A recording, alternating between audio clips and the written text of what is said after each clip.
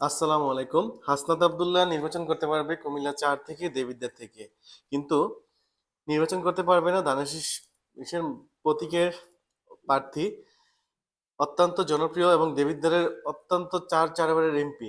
অত্যন্ত জনপ্রিয় একজন মানুষ। ওনার নাম হচ্ছে মনজুর হাসান মুন্সী। উনি নির্বাচন করতে পারবেন না ধানের শীষ নিয়ে। অভিযোগের তীর এসেছে হাসনাত আব্দুল্লাহর দিকে। পথে ঘাটে মাঠে বাসে রেল স্টেশনে প্রান্তরে যেদিকে যাই সবাই বলছে একটা গুজব কথা, আমার এটা বিশ্বাস হয় না, কিন্তু সবাই বলছে গুজব কথা, আমি এটা বিশ্বাস করতে চাচ্ছি না।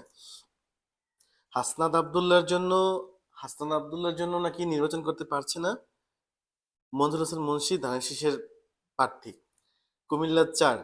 কিন্তু অভিযোগ আসলে কি হবে? অভিযোগটা আসছে সাধারণ মানুষ থেকে। সাধারণ মানুষের একটা কানাঘুষা চলছে, একজন আরেকজনের সাথে কথা বলছে, বলতে গিয়ে এই এই বিষয়ে কানাঘুষা চলছে। কিন্তু অভিযোগের তীর যাই হোক, সত্যটা হচ্ছে তিনি ঋণ খেলাপির জন্যই নির্বাচন করতে পারছে না।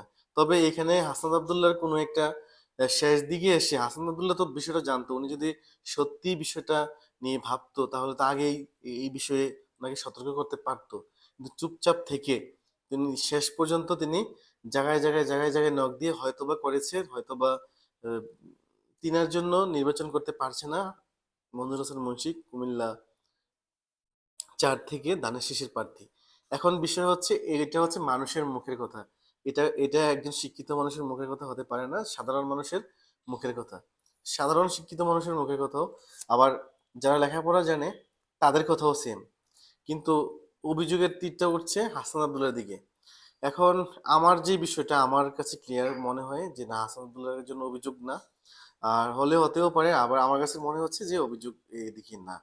যাই হোক, সবাই ভালো থাকেন। আমার কাছে মনে হচ্ছে আহ, যদি মনজুর হাসান মুন্সী নির্বাচন করতো, দেবিদ্বারের টোটাল আওয়ামী লীগ হাসান আব্দুল্লাহর সাথে, দেবিদ্বারের টোটাল আওয়ামী লীগ হাসান আব্দুল্লাহর সাথে। আপনারা অনেকেই জানেন সেখানকার এমপি রাজীব মোহাম্মদ ফখরুল, রাজী মুন্সি টোটাল তার দলবল নিয়ে রাজী মুন্সি নিজে অনুপস্থিত থেকে তার সাথে তার দলবল নিয়ে সুন্দর করে একসাথে হয়ে মাঠে হাসান আব্দুল্লাহর সাথে ওয়ার্ক করছে, কাজ করছে।